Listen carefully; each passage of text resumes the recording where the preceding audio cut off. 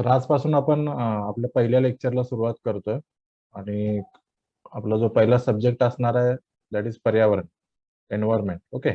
So environment मध्ये आपण environment मधला जो टॉपिक आहे पर्यावरणीय आपत्ती, तर तिथून सुरुवात करणार आहोत.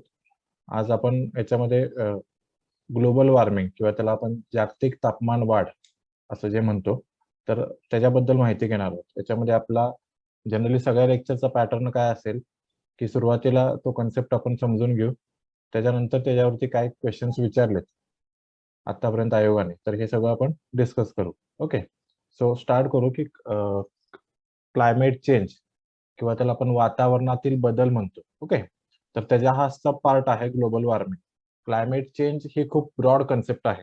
म्हणजे याच्यामध्ये रेनफॉल आपला जो पॅटर्न बदलतोय किंवा हीट वेव्हज येत आहेत किंवा काही ठिकाणी दुष्काळ पडतोय, काही ठिकाणी ओला दुष्काळ पडतोय, पूर परिस्थिती तयार होते, आपली जी जैव विविधता आहे ती नष्ट होत चाललेली आहे. तर हे सगळं क्लायमेट चेंज मध्ये येतं. ते ही खूप ब्रॉड कन्सेप्ट आहे. तर याच्यातला एक पार्ट जो आहे दॅट इज ग्लोबल वॉर्मिंग, ज्याला आपण जागतिक तापमान वाढ म्हणतो. आता ही जागतिक तापमान वाढ का होते, याच्या मागची कारणं काय आहेत, याच्या अगोदर का नाही झालं, आपण आत्ताच असं काय वेगळं केलं की पृथ्वीचं तापमान वाढायला लागलेलं आहे, याला कुठले कुठले घटक रिस्पॉन्सिबल आहेत, तर या सगळ्यांचा आपण ज्या चॅप्टर मध्ये अभ्यास करणार आहोत. ओके. सो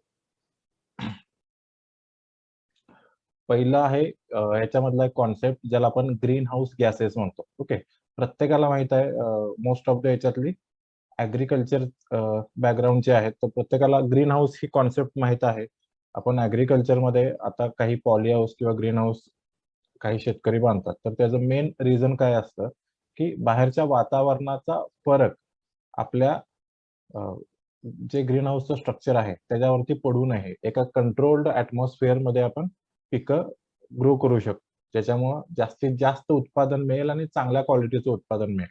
तर मोस्ट ऑफ द टेम्परेट कंट्रीजमध्ये, जसं युरोपियन कंट्रीज आहेत, तर अशा ठिकाणी काय केलं जातं की हे पॉली हाऊस किंवा ग्रीन हाऊस कशासाठी कन्स्ट्रक्ट केलं जातं, तिथं हवा जी आहे ती खूप थंड असते. ओके. सो अशा थंड हवेमध्ये स्पेशली विंटरमध्ये किंवा आपल्याकडे सुद्धा विंटरमध्ये जी उबदार वातावरणात घ्यायची पिकं आहेत किंवा फुलं असतील, तर ही आपण थंड वातावरणात घेऊ शकत नाही, राईट. तर अशा वेळी आपण हे ग्रीन हाऊस स्ट्रक्चर उभारतो. तर याच्या मागची बेसिक फिलॉसॉफी काय आहे बघा, की ग्रीन हाऊस मध्ये काय होतं, इथं आता तुम्ही हे GIF इमेज बघताय, सूर्याकडून कधीही जी किरणं येतात, ओके, ही किरणं ही जनरली शॉर्ट वेव्ह रॅडिएशन्स असतात, लघु तरंग किरणं असतात. ओके. हे रॅडिएशन शॉर्ट वेव्ह असतात. तर कुठल्याही ग्रीन हाऊस स्ट्रक्चर मधून हे short wave radiation easily pass होतं. येते का लक्षात बघा. ओके. आता शॉर्ट वेव्ह रेडिएशन ह्या ग्रीन हाऊस स्ट्रक्चरने ऍब्सॉर्ब केलं. त्यानंतर ह्या ग्रीन हाऊस स्ट्रक्चर मधील जे काही जमीन असेल किंवा पिकं असतील, तर हे पिकं काही प्रमाणात ते हीट वापरतील, सूर्यप्रकाश फोटोसिंथेसिससाठी वापरतील. जमीन जी आहे ती ह्या सूर्यप्रकाशामुळं तापेल, त्याची टेम्परेचर वाढेल. आता फिजिक्सचा एक लॉ आहे, कुठलाही सबस्टन्स ज्यावेळी हीट करतो आपण किंवा त्याची उष्णता वाढवतो, त्यावेळी तो सबस्टन्स किंवा ती वस्तू रॅडिएशन बाहेर टाकते. आणि हे जे रॅडिएशन असतात ते लॉंग वेव्ह रॅडिएशन्स असतात. लक्षात येते का बाबा. तर इथून जे रॅडिएशन बाहेर पडणार आहेत हे लॉंग वेव्ह रॅडिएशन बाहेर पडणार आहे. आता ह्या ग्रीन हाऊस स्ट्रक्चर अशा पद्धतीने बिल्डअप केलेलं असतं किंवा जे काही मटेरियल वापरलेलं असतं प्लास्टिक वगैरे, तर ते शॉर्ट वेव्ह रॅडिएशन आत येऊ देतं. ओके. पण लॉंग वेव्ह रॅडिएशन जे बाहेर निघणार आहे जमीन तापल्यानंतर किंवा इथली वातावरण उबदार झाल्यानंतर, तर ते लॉंग वेव्ह रॅडिएशन मात्र त्याच्यातून बाहेर जाऊ देत नाही. म्हणजे again that is reflected back. Okay. ते परत उत्सर्जित केलं जातं. म्हणजेच इथं फक्त हीट आत येते, पण बाहेर हीट अजिबातच जात नाही. जसं तुम्ही कंपॅरिझन करा, तुम्ही ग्लासच्या बिल्डिंग मध्ये आहात आणि बाहेर प्रखर सूर्यप्रकाश आहे, सूर्यप्रकाश आत येतोय, आत व्हेंटिलेशन वगैरे काय नाही, तर इथं सिम्पली काय होतं, ग्लास मधून फक्त सूर्यप्रकाश घेतला जातो, बाहेर उष्णता सोडली जात नाही. ओके. अशा पद्धतीने हे टेम्परेचर त्या ग्रीन हाऊस स्ट्रक्चर मध्ये वाढतं. आता सेम कॉन्सेप्ट जे आहे ते आपण पृथ्वीवरती वापरतोय. ओके. जसं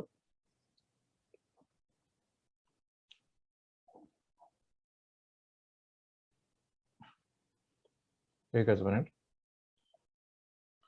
जसं इथं बघा की सूर्याकडून जे येते तुम्हाला सांगितलं की शॉर्ट वेव्ह रेडिएशन येते.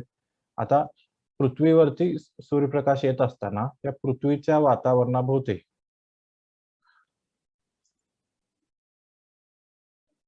या पृथ्वीच्या ह्या वातावरणाभोवती किंवा पृथ्वीच्या चारही बाजूने 360 अँगल मध्ये वातावरण आहे, हवा आहे, ती पृथ्वीच्या गुरुत्वाकर्षण शक्तीमुळे पृथ्वीला एनवलप केलेली आहे. बरोबर. तर सूर्यप्रकाश पृथ्वीवरच्या पृष्ठभागावरती किंवा समुद्राच्या सरफेसवरती येऊपर्यंत या वातावरणातून येतो. राईट. मग ह्या वातावरणामध्ये वेगवेगळे गॅसेस आहेत, तुम्हाला माहिती आहे, nitrogen, oxygen, carbon dioxide, argon वगैरे वगैरे. तर तो आपला आत्ताचा पार्ट नाहीये. तर हे जे काही रेडिएशन आहे, इनकमिंग शॉर्ट वेव्ह रेडिएशन, हे या वातावरणातून आहे तसं आत येऊ दिलं जातं. ओके. आता याच्यातला काही पार्ट जो आहे, समजा इथं ढग असतील, तर या ढगाच्या वरच्या सरफेसवरून काही पार्ट डायरेक्ट रिफ्लेक्ट होतो, तो परत अवकाशात जातो. काही वातावरणाच्या अगदी बाउंड्रीवरून सुद्धा काही एकदम छोट्या प्रमाणावरती रेडिएशन हे बाहेर जातं. ओके. त्यानंतर काही इथं धुलीकण वगैरे असतील, तर याच्यावर पडून सुद्धा काही रिफ्लेक्ट केले जातात. ओके. तर जो काही पार्ट आता पृथ्वीच्या पृष्ठभागावरती, मग इथं जमीन आहे तर या जमिनीवरती येईल किंवा इथं समुद्र आहे तर समुद्राच्या सरफेसवरती येईल. तो सूर्यप्रकाश आल्यानंतर मगाशी जसं मी तुम्हाला फिजिक्स सांगितलं की हिटिंग होणार आहे. त्या हिटिंगमुळे काय होतंय, जी सरफेसचं टेम्परेचर आहे, मग ते सी सरफेस असेल किंवा टेरेस्ट्रियल सरफेस असेल, तर याचं टेम्परेचर वाढणार आहे. आता टेम्परेचर वाढल्यानंतर काय होणार आहे, हे पुन्हा जे आहे ते लॉंग वेव्ह रेडिएशन इमिट करणार आहे. ओके. आता पुन्हा जसं आपण ग्रीन हाऊसला बघितलं तशाच पद्धतीनं इथं सुद्धा जे लॉंग वेव्ह रेडिएशन समुद्राचं गरम पाणी किंवा आपली गरम झालेली जमीन इमिट करणार आहे, हे लॉंग वेव्ह रेडिएशन जे आहे हे या वातावरणातून बाहेर जाऊ शकत नाहीत.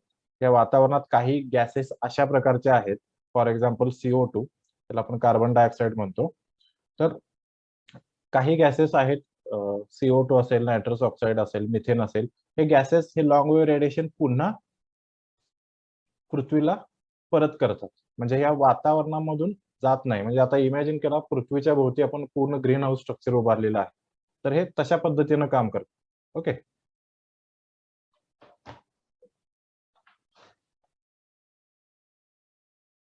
ओके. तर हे लॉंग वेव्ह रेडिएशन आहे ते पृथ्वीला पुन्हा परत दिलं जातं. लक्षात येते का बघा? त्यामुळे पृथ्वीचं जे वातावरण आहे किंवा पृथ्वीच्या भोवतालचा जो एरिया आहे, ओके, त्याला आपण वातावरण म्हणतो, हा उबदार राहणार आहे. ओके. तर ही जी कॉन्सेप्ट आहे, ज्याला आपण ग्रीन हाऊस कॉन्सेप्ट म्हणतो, तर that is very natural process. ही पूर्णपणे नैसर्गिक प्रक्रिया आहे. ह्याच्यामध्ये चांगलं आणि वाईट असा काही प्रकार नाही.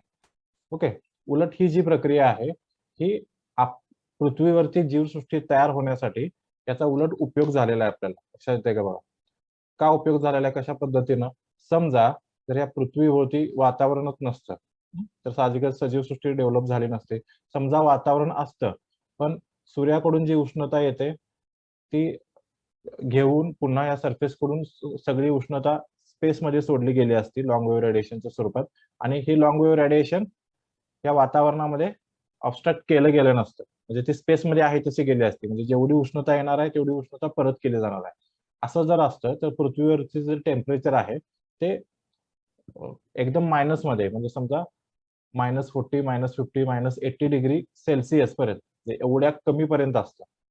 येतं लक्षात? आणि एवढ्या कमी टेम्परेचरला आता जी जैवसृष्टी किंवा बायोडायव्हर्सिटी डेव्हलप झालेली आहे पृथ्वीवरती, हे होऊ शकलं नसतं. सो ग्रीन हाऊस इफेक्ट जो आहे that is natural process, that is नैसर्गिक प्रक्रिया आहे. उलट ह्या ग्रीन हाऊस इफेक्टमुळं पृथ्वीचं जे टेम्परेचर आहे हे 15 डिग्री सेल्सिअस मेंटेन केलं गेलेलं आहे. म्हणजे मी ऍव्हरेज टेम्परेचर सांगतोय. इथं तुम्ही जर आर्टिकला गेला तर ते अगेन मायनस असणार आहे.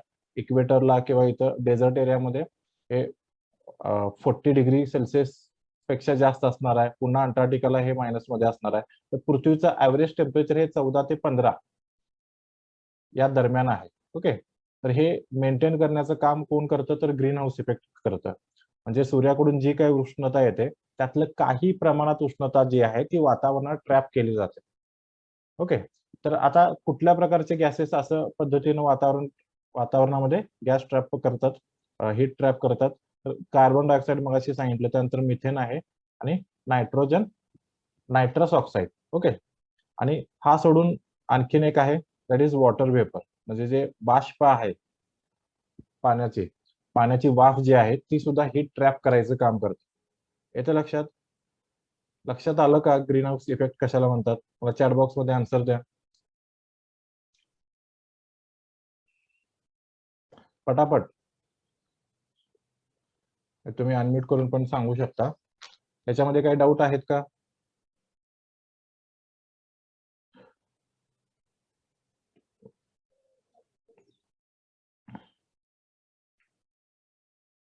ओके.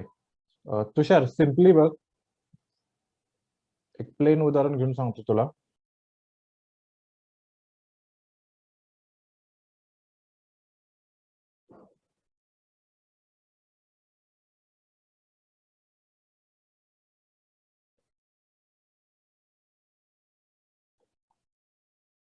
बघ हा सरफेस आहे.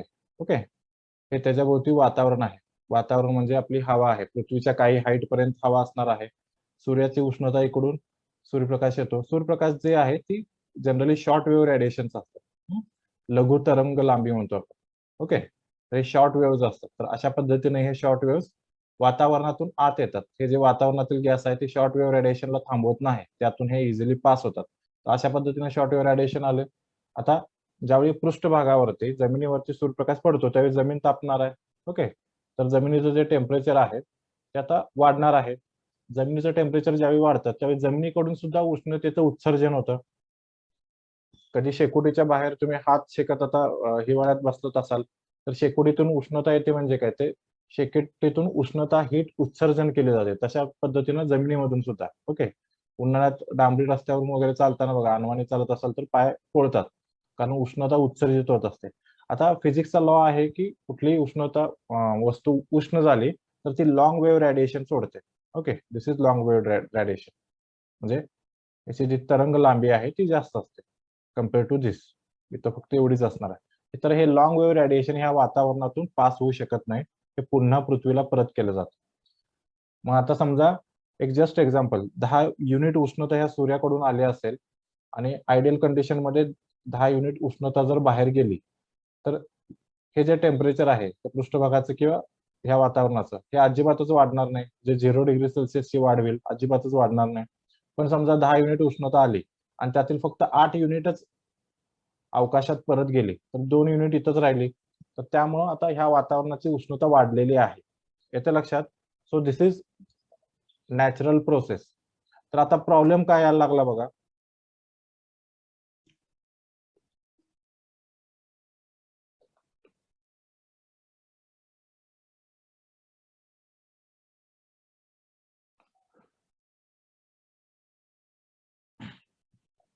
तर हा इश्यू काय येतोय ह्याच्या अगोदर आपण आता जे ग्रीन हाऊस इफेक्ट होतोय तर त्यातून जे जागतिक तापमान वाढ होत चालले तर त्याचे एक प्रोजेक्शन बघू की at the end of 21st century, म्हणजे 2100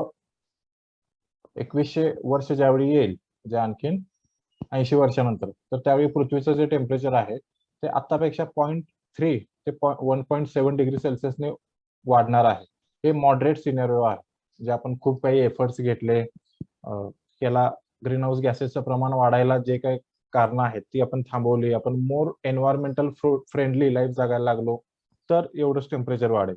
आणि एक्स्ट्रीम सिनेरिओ मध्ये 2.6 टू 4.8 डिग्री सेल्सिअस टेम्परेचर वाढेल. आपलं जे जागतिक स्तरावरती याच्यावरती जो विचार विनिमय चाललाय तर त्यामध्ये असं ठरलेलं आहे पॅरिस अग्रीमेंटमध्ये की कोणत्याही परिस्थितीमध्ये पृथ्वीचं टेम्परेचर हे 2 डिग्री सेल्सिअस पेक्षा वाढू द्यायचं नाही. आणि शक्य झालं तर ती वाढ जी आहे ती 1.5 डिग्री सेल्सिअस पेक्षा कमी ठेवायची आहे. आता एवढं ठेवण्यासाठी खूप एफर्ट्स करावे लागतात, त्यामध्ये भरपूर राजकारण आहे. काही देश आहेत ते मान्य करायला तयार नाहीत, तर मग का तयार नाहीत वगैरे हा नंतरचा पार्ट आहे. आपण खूप डिटेलमध्ये जागतिक राजकारण वगैरे या संदर्भात बघू.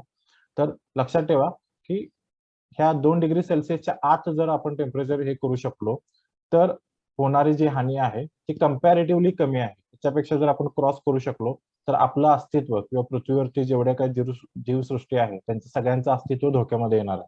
ओके.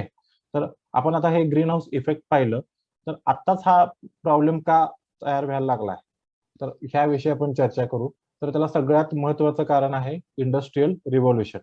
18व्या शतकामध्ये बघा, ते 1700 ते 1800 शतकाच्या दरम्यान तर युरोपमध्ये औद्योगिक क्रांती झाली. त्याच्यामध्ये सगळ्यात महत्वाचं स्टीम इंजिन, वाफेवरच्या इंजिनचा शोध लागला. तर ह्या वाफेच्या इंजिनसाठी इंधन काय म्हणून वापरलं जात होतं, तर कोळसा, राईट. त्यानंतर याच कोळशाचा वापर करून खूप साऱ्या इंडस्ट्रीज युरोपमध्ये आणि नंतर अमेरिकेमध्ये उभा राहिला. तर यातून जो काही प्रचंड प्रमाणामध्ये वातावरणात कार्बन डायऑक्साईड सोडला गेला. आता कार्बन डायऑक्साईड वातावरणात सोडला गेला म्हणजे काय बघा, हा जो कोळसा जो आहे किंवा क्रूड ऑइल आहे, हे काय असतं? क्रूड ऑइल आपण कशाला म्हणतो? सिम्पली समजा इथं जंगल आहे, ओके, आणि काही पृथ्वीच्या भूगर्भामध्ये हालचाली झाल्या आणि अचानक हा जंगलाचा प्रदेश पृथ्वीच्या पोटात, गर्भात गाडला गेला. समजा इथं हे पृथ्वीच्या टेक्टॉनिक मुव्हमेंट झाले, भूपृष्ठ हालचाली झाल्या, जमीन वर खाली गेली आणि हे सगळं जंगल गाडलं गेलं. आता हे जंगल आहे म्हणजे काय आहे, तर सूर्यप्रकाशात त्या जंगलातल्या झाडांनी फोटोसिंथेसिस करून काय केलेलं आहे, सिंपल इथं CO2 घेतलेला आहे वातावरणातून, बरोबर, आणि लाईटच्या साहाय्यानं म्हणजे फोटोसिंथेसिस प्रोसेसमध्ये त्याचं कन्व्हर्जन कार्बोहायड्रेटमध्ये केलेलं आहे. येतं लक्षात? तर आता हा जो कार्बोहायड्रेट आहे किंवा कार्बन आहे, या झाडामध्ये, झाडाच्या खोडामध्ये, पानामध्ये आहे. ज्यावेळी तो आहे असा गाडला जाईल जमिनीखाली, तर हा अख्खा कार्बन इथं स्टोअर झालेला आहे. त्याच्यावरती आता लाखो करोडो वर्षे प्रक्रिया होते आणि याच्यातून प्युअर कार्बन शिल्लक राहतो. ओके. ज्याचं जर सॉलिड स्वरूप असेल, घन स्वरूप असेल, तर त्याला आपण कोळसा म्हणतो. जर द्रव स्वरूपात असेल तर त्याला आपण क्रूड ऑइल म्हणतो, ज्याच्यातून आपण पेट्रोल, डिझेल यासारख्या केरोसिन सारख्या गोष्टी तयार करतो. त्यानंतर ह्याचं जर गॅस स्वरूपात असेल त्या पृथ्वीच्या गर्भात, तर त्याला आपण नॅचरल गॅस म्हणतो. ओके. मग त्याच्याने पुन्हा बरेचसे प्रकार आहेत गॅसेसचे. ओके. तर तो एवढा डिटेल पार्ट नाही. तुम्हाला सांगायचं हे आहे, की हा जो कोळसा आपण औद्योगिक क्रांतीमध्ये वापरला किंवा क्रूड ऑइल वापरतोय किंवा आता गॅस वापरतोय, तर हा काय आहे? हा प्युअर कार्बनचा सोर्स आहे. आता हे आपण जाळतोय, कोळसा आपण जाळतोय आणि उष्णता निर्माण करतोय म्हणजे काय? फिजिक्स केमिस्ट्रीच्या भाषेमध्ये काय? तर ह्याचं ऑक्सिडेशन घडवून आणतोय आपण, बरोबर? आणि ह्याच्यातून उष्णता तयार होते. ज्यावेळी कोळशाचं ज्वलन होतं म्हणजेच ऑक्सिडेशन होतं, त्यातून CO2 तयार होणार आहे. येतं लक्षात? तर आता इथं काय झालं बघा, तर करोडो वर्षांपासून हे जे कार्बन पृथ्वीमध्ये स्टोअर्ड फॉर्मॅटमध्ये होतं, हे आपण पुन्हा जाळतोय. ते क्रूड ऑइल असेल, कोळसा असेल किंवा गॅस, आणि याच्यातून पुन्हा कार्बन डायऑक्साईड करून हा कार्बन डायऑक्साईड वातावरणात सोडतो. मग आता इतक्या लाखो करोडो वर्षांपासून त्या कार्बन डायऑक्साईडचं काहीतरी विशिष्ट प्रमाण आहे वातावरणात. आता त्या प्रमाणापेक्षा जास्त वातावरणात कार्बन डायऑक्साईड वाढत चाललेला आहे. ओके. मग जेवढा कार्बन डायऑक्साईड वातावरणात जास्त वाढेल, तेवढं जास्त तो उष्णता पृथ्वीच्या पृष्ठभागाकडून येणारी उष्णता जी आहे, ती शोषून पुन्हा सोडेल वातावरणातच. म्हणून पृथ्वीच्या अवतीभोवतीचं वातावरण जे आहे ते उष्ण होत चाललेलं आहे. म्हणजे त्याला आपण ग्लोबल वॉर्मिंग म्हणतो. येतं लक्षात?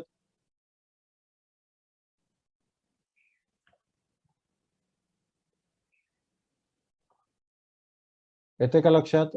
आनंद, कार्बन मोनॉक्साईड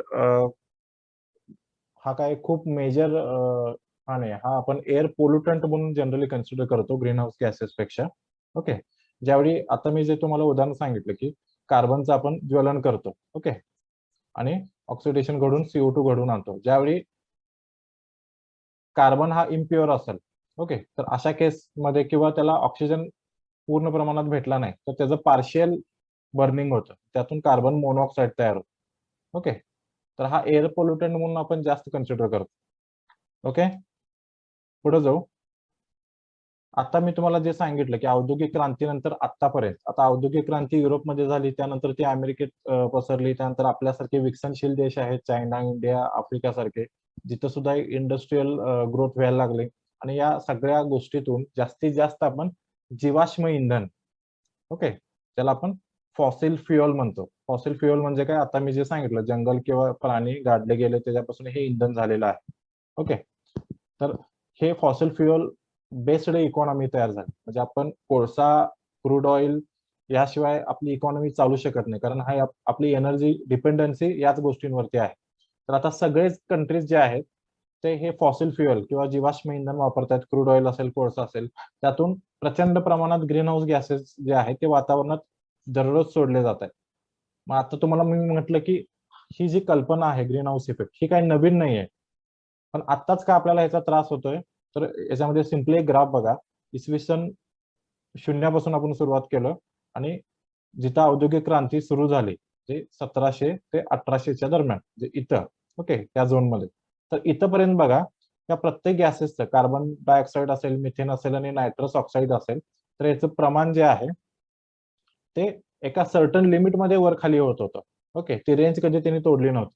पण औद्योगिक क्रांती इथं झाली आणि पूर्ण जगामध्ये जीवाश्म इंधन वापरलं जाऊ लागलं आणि त्याच्यानंतर बघा मग कार्बन डायऑक्साईड जो आहे तो इथून साधारण 275 पासून ते डायरेक्ट आता कुठे बसलाय इथपर्यंत, म्हणजे 375 पर्यंत गेलेला आहे. ओके, पीपीबी मध्ये मोजलेला आहे, पीपीएम मध्ये मोजलेला आहे कार्बन डायऑक्साईड. तर त्याच पद्धतीनं तुम्ही मिथेन बघू शकता, नायट्रस ऑक्साईड बघू शकता. तर त्या मागच्या फक्त 250-300 वर्षामध्ये आपण जगाच्या इतिहासात किंवा पृथ्वीच्या इतिहासात सगळ्यात जास्त कार्बन डायऑक्साईड किंवा इतर ग्रीन हाऊस गॅसेस इमिट केलेले आहोत. लक्षात येते का बघा? तर त्यामुळं आता हा खूप क्रुशियल मुद्दा आहे. आधी सुद्धा हिमयुग वगैरे येऊन गेले, ज्यावेळी पृथ्वीचा मेजर पार्ट जो आहे तो बर्फाखाली होता. पण ते एक नैसर्गिक प्रक्रिया होती वातावरणातली काही बदलामुळे. आणि हिमयुग काय एका वर्षात किंवा 200-300 वर्षात नाही आलं. त्याला यायला खूप स्लोली येतं आणि स्लोली जातं. म्हणजे पृथ्वी आहे किंवा पृथ्वीवरची जी जीवसृष्टी आहे त्याला ह्या होत असलेल्या बदलाला अडॅप्ट करण्यासाठी वेळ मिळतो. लक्षात येते का बघा? आता ज्या स्पीडनं हे जागतिक तापमान वाढ होते किंवा ग्रीन हाऊस गॅसेसचं कॉन्सन्ट्रेशन वाढतंय, त्याला इन्क्लुडिंग ह्युमन, मानव जात धरून कुठलीही जीवसृष्टी तेवढ्या स्पीडनं स्वतःला अडॅप्ट करू शकत नाही. ओके, त्यामुळे सगळ्यांचंच अस्तित्व धोक्यात आलेलं. आलं लक्षात? तर याच्यातला कार्बन डायऑक्साईड सांगितलं तुम्हाला, ह्याच्यात हा का वाढला, ह्याचा मेजर सोर्स काय आहे? तर फॉसिल फ्युएल. आपण कार्बन बेस्ड इकॉनॉमी आपली चालते. ओके, मग ते कोळसा असेल किंवा क्रूड ऑइल असेल किंवा गॅस असेल, तर त्यामुळे CO2 चं प्रमाण वाढलं. मिथेनचं प्रमाण का वाढलं कुणाला सांगता येईल? एनीवन?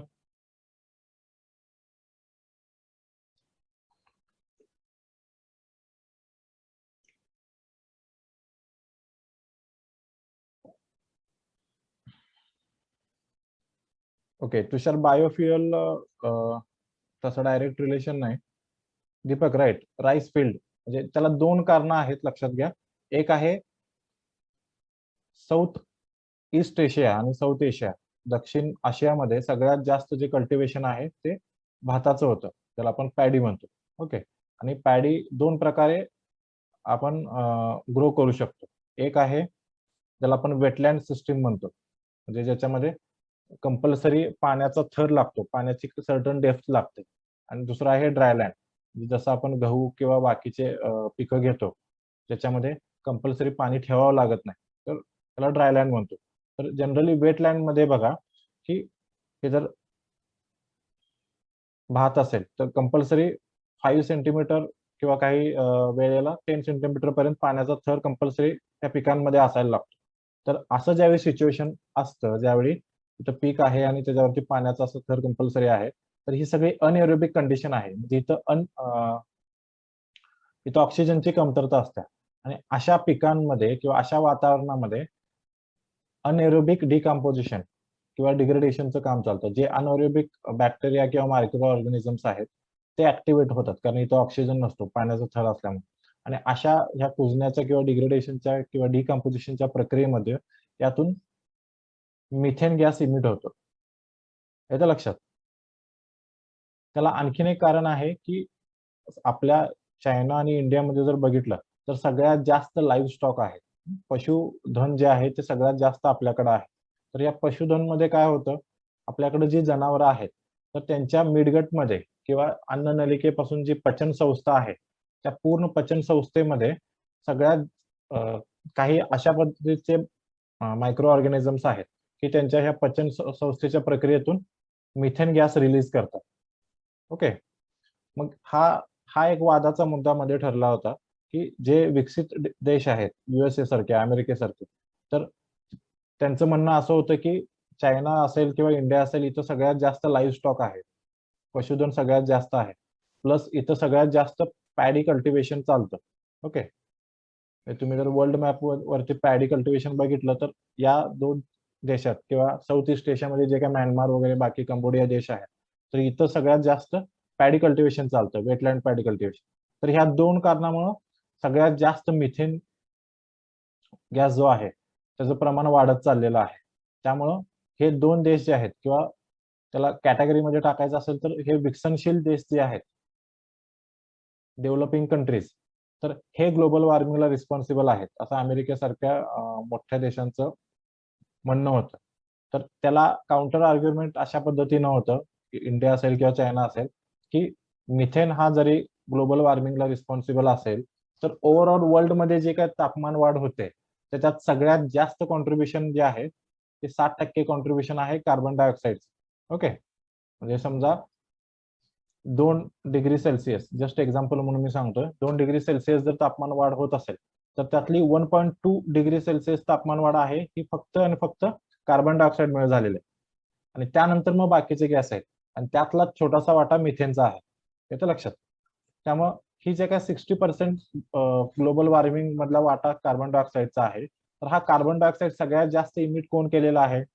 मी मगाशी तुम्हाला सांगितलं की 17व्या ते 18व्या शतकामध्ये औद्योगिक क्रांती युरोप आणि अमेरिकेमध्ये झाली आणि त्यांनी भारतासारख्या वसाहतींना त्यांनी आपलं मार्केट म्हणून वापरलं.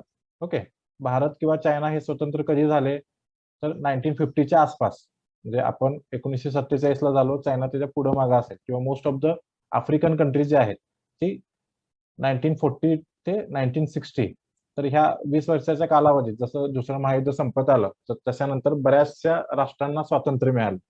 तर भारत किंवा चीन जे आहे ते ह्या कालावधीनंतर त्यांनी स्वतःची औद्योगिक वाढ जी आहे, इंडस्ट्रियल ग्रोथ जी आहे ती ह्या कालावधीनंतर म्हणजे मागच्या 70 वर्षापासून त्यांनी सुरुवात केलेली आहे.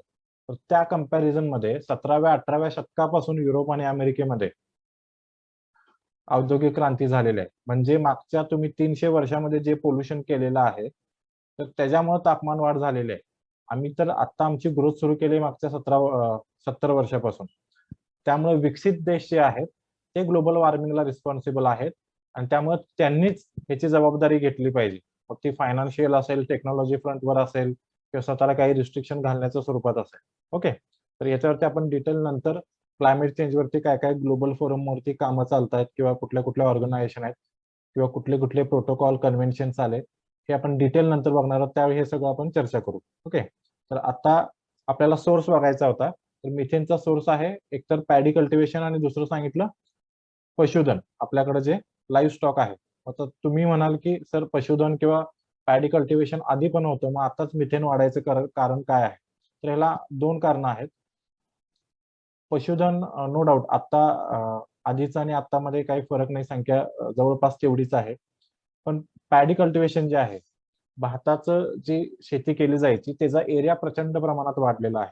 स्पेशली ट्रॉपिकल किंवा साऊथ एशियन कंट्रीमध्ये बऱ्याचशा ठिकाणी जंगलतोड करून भाताची शेती केली गेली. त्यामुळे त्याचा एरिया वाढला. त्यामुळे आधी समजा एक सर्टन अमाउंट ऑफ एरियावरती जर पॅडी कल्टिवेशन होत असेल तर त्यापेक्षा कितीतरी पटीने आता एरिया मोठा आहे. जेवढा एरिया मोठा तेवढा अनएरोबिक कंडिशन जास्त, तेवढं मिथेनचं प्रमाण जास्त. दुसरं, पशुधनांची संख्या जरी खूप वाढली नसली तरी जनरली आता जे वातावरण उष्ण झालेलं आहे तर त्याच्यामध्ये सुद्धा यांच्या डायजेस्टिव्ह सिस्टम मधून जास्त प्रमाणामध्ये मिथेन बाहेर पडतोय. ओके, पण हा डायरेक्टली रिस्पॉन्सिबल म्हणजे त्याचं जे प्रमाण आहे ते खूप कमी आहे. तर त्या कंपॅरिझन मध्ये पॅडी कल्टिवेशन हे सगळ्यात जास्त ग्लोबल वॉर्मिंगला किंवा मिथेन इमिशनला रिस्पॉन्सिबल आहे. त्यानंतर गॅस येतो नायट्रस ऑक्साईड. आता इथं कन्फ्यूज नका करू, हा नायट्रस ऑक्साईड आहे आणि हा नायट्रोजन ऑक्साईड आहे. नायट्रोजन ऑक्साईड किंवा त्यालाच आपण NOx म्हणू शकतो, म्हणजे हा ग्रुप झाला. तर हा एअर पोल्युटंट आहे. ओके, आणि नायट्रस ऑक्साईड आहे हा ग्रीन हाऊस गॅस आहे. म्हणजे ह्याच्यामुळे तापमान होतं वाढतं. लक्षात आलं का बघा? या दोन्हीमध्ये थोडं कन्फ्युजन बऱ्याचदा होतं. तर नायट्रस ऑक्साईड हा ग्रीन हाऊस इमिशनला रिस्पॉन्सिबल असणारा गॅस आहे आणि नायट्रोजन ऑक्साईड किंवा NOx हे एअर पोल्युटंट आहे. आता हा कुठे इमिट होतो? जनरली जे काही आपल्याकडे आता MIDC आहेत किंवा इंडस्ट्री जिथं जिथं आहे त्यातून हा नायट्रस ऑक्साईड हा पोल्युटंट बाहेर पडतो. ओके. त्यानंतर याचं पुढं आहे काही PF6 म्हणून आहे किंवा CFC म्हणून आहे. फ्लोरो कार्बन किंवा HCFC आहे. तर हे सगळे आपण इंडस्ट्रीयल मध्ये काही ठिकाणी सॉल्व्हंट म्हणून वापरलं जातं. काही ठिकाणी आपण हे ॲज अ रेफ्रिजरंट म्हणून वापरतो. ओके. जसं आता CFC आहे किंवा HCFC आहे. हे दोन्ही आपल्या फ्रीजमध्ये रेफ्रिजरंट ॲज अ कूलंट म्हणून वापरलं जातं. ओके. तर हे सुद्धा रिस्पॉन्सिबल आहेत, पण यांचं उत्सर्जन कमी असतं. त्या कंपॅरिझन मध्ये हे 3 प्लस वॉटर वेपर आपण इथे इन्क्लूड केलेलं नाही, कारण वॉटर वेपर जो आहे तो नैसर्गिकरित्या वातावरणात ऑलरेडी आहे. ओके. तर हे 4 रिस्पॉन्सिबल आहेत आणि बाकीचे मायनर आहे. लक्षात आलं का बघा इथं? तर आता प्रत्येकाचा पोटेन्शियल किती आहे बघा. आता मी तुम्हाला मगाशी जे सांगितले की ग्लोबल वॉर्मिंगला 60% रिस्पॉन्सिबल जे आहे ते CO2 आहे. ओके. त्यामुळे CO2 हा बेस धरलेला आहे. ज्यावेळी आपण कंपॅरिझन करतो, तर कंपॅरिझन करण्यासाठी काहीतरी आपल्याला बेस धरावा लागेल. याच्या कंपॅरिझन मध्ये तो हुशार आहे किंवा त्याच्या कंपॅरिझन मध्ये तो जास्त पळतो किंवा जास्त स्पीडने पळतो. जे काहीतरी आपण कंपॅरिझन करतो, बेस पकडतो, तर तसा बेस हा कार्बन डायऑक्साईडचा पकडलाय. का? कारण काय? कारण तो जास्त रिस्पॉन्सिबल आहे. तर कार्बन डायऑक्साईडचं ग्लोबल वॉर्मिंग पोटेन्शियल जे आहे, म्हणजे 100 वर्षामध्ये किती उष्णता वाढ करू शकतो, तर ते 1 युनिट धरलेलं आहे कंपॅरिझनसाठी. आणि कार्बन डायऑक्साईडचं लाईफ जे आहे ते 100 इयर्स जास्त कंपॅरिझनसाठी धरलेलं आहे. ओके. तर याच्या कंपॅरिझन मध्ये मिथेन गॅस जो आहे तो 21 पटींनी जास्त तापमान वाढ करतो. म्हणजे काय? समजा एक मोलिक्यूल तुम्ही कार्बन डायऑक्साईडचा घ्या आणि एक मोलिक्यूल मिथेनचा घ्या. तर मिथेनचा एक मोलिक्यूल कार्बन डायऑक्साईड पेक्षा 21 पटींनी जास्त ग्लोबल वॉर्मिंग करणार आहे आणि त्याची लाईफ 12 वर्ष आहे. म्हणजे कंपॅरेटिव्हली लाईफ कमी आहे. नायट्रस ऑक्साईड 310 पटींनी उष्णता वाढ करणार आहे. त्याची लाईफ 120 वर्ष आहे. हे तुम्हाला विचारत नाहीत एक्झामला. फक्त तुम्ही याच्यातून कॉन्सेप्ट लक्षात घ्या की कार्बन डायऑक्साईड पेक्षा इतर वायू किती पटींनी जास्त असतात. म्हणजे त्या जसं मी मगाशी सांगितलं की HFC आहे, PFC आहे किंवा SF6 आहे. तर ह्यांचं इमिशन जे आहे ते खूप मायन्यूट प्रमाणात होतं. Compare to carbon dioxide, methane आणि नायट्रस ऑक्साईड. पण तुम्ही यांचं ग्लोबल वॉर्मिंग पोटेन्शियल बघा. HFC जो आहे तो 140 पट ते 11,000 पट. आता ही रेंज आहे कारण HFC मध्ये पुन्हा भरपूर प्रकारचे गॅसेस आहेत. दिस इज अ ग्रुप. ओके. तर याच्यामध्ये 140 पासून 11,000 पटीपर्यंत ग्लोबल वॉर्मिंग करतं. त्यानंतर PFC जर घेतलं पर फ्लोरोकार्बन तर 6,000 ते 9,000 पटीमध्ये ग्लोबल वॉर्मिंग पोटेन्शियल आहे. त्यामुळे यांचा वापर जरी कमी असला तरी यांचं पोटेन्शियल खूप जास्त आहे. प्लस यांची लाईफ सुद्धा बघा 800 ते 50,000 वर्ष. नंतर SF6 सुद्धा 23,000 पटने हे करतं आणि त्याची लाईफ 3,000 वर्ष आहे. ओके. त्यामुळे याचा सुद्धा वापर आता कंट्रोल करावा लागणार आहे आपल्याला. आलं लक्षात?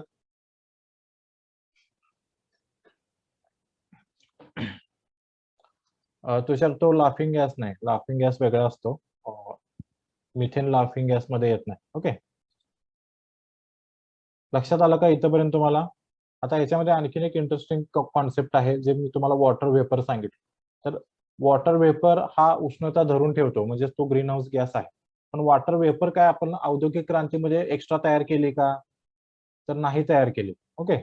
तर तो ऑलरेडी वातावरणात होता. मग आता वॉटर वेपर कशा पद्धतीनं ग्लोबल वॉर्मिंगला रिस्पॉन्सिबल आहे? तर त्याला लॉजिक बघा, खूप इंटरेस्टिंग लॉजिक आहे.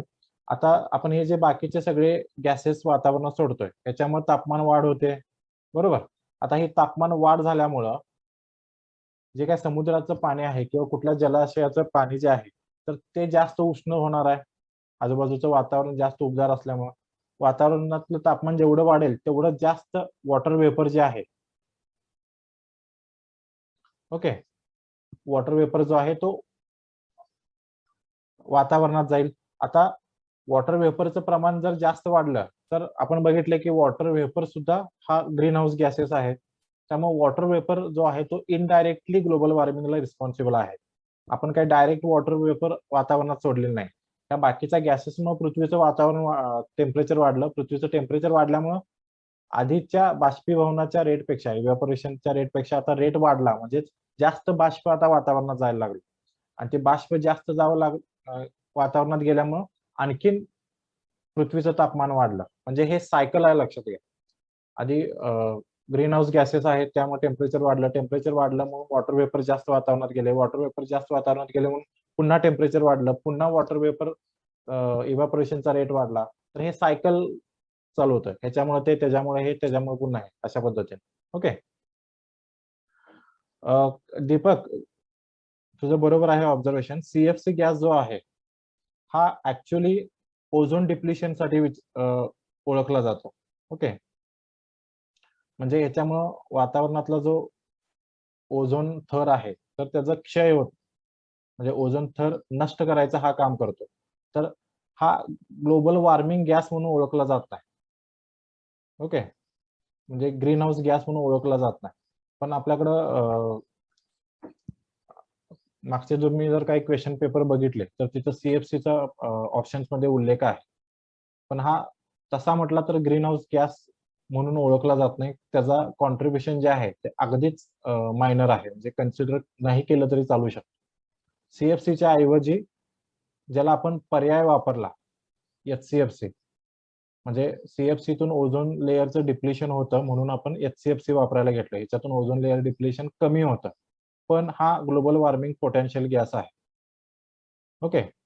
त्यामुळे आता याचा सुद्धा वापर बॅन करण्यासाठी आपण मॉन्ट्रियल प्रोटोकॉल जो आहे त्याला किगाली अग्रीमेंट म्हणून एक नवीन आलेला. आपण हा सगळा ओझोन मध्ये डीप मध्ये बघू, पण तुझी शंका रास्त आहे. सीएफसी हा ग्रीन हाऊस गॅस म्हणून ओळखला जात नाही, पण आपल्याला आयोगाने एक क्वेश्चन दिलेला आहे तर त्यामध्ये पर्याय सीएफसी आहे. त्यामुळे आपण धरून चालू की हा ह्याच्याशी संबंधित आहे, पण हा मेजर गॅस नाही, एवढं मात्र खरं. ओके. तर आता ह्या ग्लोबल वॉर्मिंगचा इफेक्ट काय होतो, म्हणजे हे आपण का एवढा स्टडी करतोय किंवा या विषया संदर्भात आपण इतकं सिरियस का आहे. ओके. तर त्यातला सगळ्यात महत्वाचा जो आपल्याला सगळ्यांना माहिती आहे, अगदी शालेय जीवनापासून आपण हे बघतोय की समुद्राच्या पातळीमध्ये वाढ होणार आहे. ओके. आता हे समुद्राच्या पातळीतली वाढ जी होणार आहे तर मग त्याला एवढं भिण्यासारखं काय आहे. तर आपल्या वर्ल्डमध्ये जे काही मेजर पॉप्युलेशन आहे, जवळजवळ 50% पॉप्युलेशन वर्ल्डमध्ये जे आहे ते समुद्रकिनारी राहतं. तुम्ही कुठलंही मोठं महानगर घ्या, विथ सम एक्सेप्शन्स, जे काय मेट्रोपॉलिटन सिटीज आहेत वर्ल्डमध्ये त्या सगळ्या समुद्रकिनारी आहेत. न्यूयॉर्क आहे, नंतर लंडन आहे, आपल्या इंडियामध्ये घ्या कोलकाता, चेन्नई, त्यानंतर मुंबई आहे. अशा मोठ्या मोठ्या सिटीज आहेत. पाकिस्तानमध्ये कराची आहे. जे हेवीली पॉल्युटेड सिटीज आहेत ह्या जवळजवळ सगळ्या समुद्री किनारे आहेत. म्हणजे जगातलं जे 50% पॉप्युलेशन आहे हे समुद्र किनारी राहतं. समुद्र किनारी जर याच्यामध्ये थोड्या जरी समुद्र पातळीमध्ये वाढ झालं तर हे तुम्ही ते चित्र बघू शकता. अशा पद्धतीनं खूप सारा एरिया जो आहे समुद्र किनाऱ्याजवळचा हा पाण्याखाली जाणार आहे.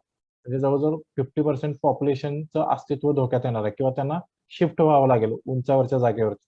मग या जागेत जी काही शेती असेल किंवा ट्रान्सपोर्टेशन इन्फ्रास्ट्रक्चर असेल, पूल असतील, रेल्वे असतील, घरं असतील, मोठ्या सेटलमेंट्स असतील, इंडस्ट्रीज असतील किंवा पोर्ट्स असतील, बंदरं असतील, ही सगळी आता नंतर आत शिफ्ट करावी लागतील आणि ह्याची ट्रिमेंडस कॉस्ट आहे. तेवढी जमीन आपल्याला वापरताच येणार नाही. येतं लक्षात. आणि हे काही समुद्र किनाऱ्याजवळची जमीन जी असते, जसं आपण इथं भारताच्या मॅपमध्ये बघू शकतो, हा जो प्रदेश आहे हा सगळा सुंदरबन प्रदेश म्हणून ओळखला जातो, बांगलादेशमधला आणि आपल्याकडचा. ज्याला गाळाची जमीन आहे ही पूर्ण, इकडून ब्रह्मपुत्रा येते आणि इकडून गंगा येते. ओके. तर हा त्रिभुज प्रदेश तयार झालेला. तर ही भात शेतीसाठी आणि फिशरीसाठी सगळ्यात रिच एरिया म्हणून ओळखला जातो. जर इथं समुद्राची पातळी वाढली तर जे खारं पाणी आहे ते आतमध्ये शिरेल, त्यामुळे भात शेती धोक्यात येईल. त्याचबरोबर तिथल्या मत्स्य व्यवसायावरती सुद्धा परिणाम होणार. ओके. तर एवढं सगळं समुद्र पातळीत वाढ होऊ शकतं. आता समुद्राच्या पातळीमध्ये वाढ का होणार आहे बघा. पृथ्वीवरती जर तुम्ही बघितलं तर नॉर्थ पोलला आणि साऊथ पोलला, ओके, किंवा या नॉर्थ पोलच्या जवळजवळ जे काही एरिया आहेत जसं सायबेरिया आहे किंवा कॅनडाचा नॉर्थ कॅनडाचा एरिया आहे किंवा नॉर्दिक कंट्रीज आहेत, फिनलँड वगैरे सगळे. तर इथं काही ठिकाणी हिवाळ्यामध्ये आणि अगदी पोलकडे गेला तुम्ही तर परमनंट आईस कव्हर आहे. ओके. पूर्ण बर्फाच्छादित प्रदेश असतो. तर आता तापमान वाढ व्हायला लागलं तर हा जो आईस आहे तो वितळायला लागेल आणि ते पाणी सगळं समुद्रात येईल आणि त्याच्यातून समुद्राच्या पाण्याच्या पातळीमध्ये वाढ होईल. आता ही वाढ फक्त या आईसच्या वितळण्यामुळे किंवा आईस मेल्टिंगमुळे होणार नाही. तर त्याला आणखीन एक रिझन आहे. जसं समजा हे पाण्याचं व्हॉल्यूम आहे. तर इथं समजा आपण 15 डिग्री सेल्सिअस एक नॉर्मल टेम्परेचर घेतलं, तर ह्याचं टेम्परेचर जेव्हा या पाण्याचं 16 डिग्री सेल्सिअसला जाईल, म्हणजे 1 डिग्री सेल्सिअसनं वाढेल, तर ह्याचं व्हॉल्यूम एक्सपान्शन पण होतं. येते का लक्षात बघा? फिजिक्सचा लॉ आहे. ओके. तर त्याचं आकारमान पण वाढतं. तर 2 कारणामुळं सी लेव्हल राईज होणार आहे. एक तर मेल्टिंग ऑफ आईस, बर्फ वितळल्यामुळं आणि दुसरं मायनर रिझन आहे, की पाण्याचं व्हॉल्यूम आपोआपच वाढणार आहे, जर टेम्परेचर वाढलं तर. येतं लक्षात? तर हा एक मेजर सगळ्यात थ्रेट आहे, आपल्याला धोका आहे. त्यानंतर चेंजेस इन रेनफॉल पॅटर्न. आता हा इंडियन मेट्रोलॉजिकल डिपार्टमेंटच्या वेबसाईटवरून मी हा मॅप घेतलेला आहे. तर तुम्ही मागच्या काही वर्षांमधलं जर बघितलं, की आपल्या वेगवेगळ्या भागांमध्ये जो पाऊस पडायचा, तर त्याच्यामध्ये कसा फरक पडलाय. तर तुम्ही बघा जे डार्क ग्रीन आहे, सॉरी डार्क ब्लू कलर जो आहे, तिथं जवळ-जवळ 100% पावसाचं प्रमाण वाढलेलं आहे. म्हणजे आत्ताच्या सरासरीपेक्षा. आता इथं बघा हा पूर्ण राजस्थानचा एरिया आहे, ड्राय एरिया किंवा हा गुजरातचा ड्राय एरिया आहे. ओके. तर हे दुष्काळी एरिया म्हणून ओळखले जातात किंवा इथं पावसाचं प्रमाण एकदम अत्यल्प होतं. तर इथं आता प्रमाण वाढत चाललंय. किंवा हा ब्राउन स्पॉट बघा, तर इथं जवळ-जवळ 100% पाऊस कमी होत झालेला आहे. म्हणजे जवळ-जवळ निम्म्यावर पावसाचं प्रमाण आलंय किंवा या नॉर्थ इंडियातला हा भाग बघा. ओके. आपल्या महाराष्ट्रातलं सिंपल उदाहरण घ्या. मागच्या 2-3 वर्षापासून बघा, की मराठवाड्यासारख्या एरियामध्ये सुद्धा इथं अतिवृष्टी होत चालली आहे. काही जिल्ह्यांमध्ये. Okay.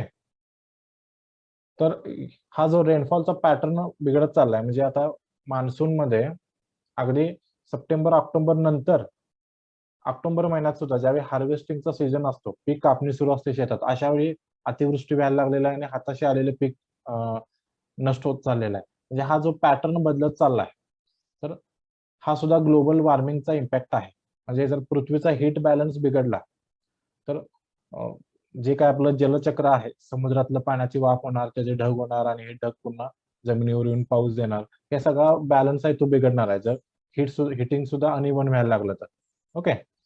So changing in rainfall pattern याच्यामुळं सगळ्यात रिस्कियर काय असेल तर ऍग्रीकल्चर आता सगळ्यात रिस्कियर होणार आहे. कारण आतापर्यंत तुम्ही गावाकडे ऑब्झर्व्ह करा, की पावसाचे सुद्धा प्रकार प्रकार आहेत. कुठल्या नक्षत्रात कुठल्या स्वरूपाचा पाऊस पडतो, त्याची तीव्रता काय असते, त्याची डिस्ट्रिब्युशन कशा पद्धतीनं असते, हे सगळं आपल्या पूर्वजांनी ऑब्झर्वेशन करून कल्चर हा शब्द वापरतो आपण. तर ही शेती डेव्हलप केलेली आहे. कारण ह्या वातावरणाशी आपण जुळवून घेतलेलं आहे.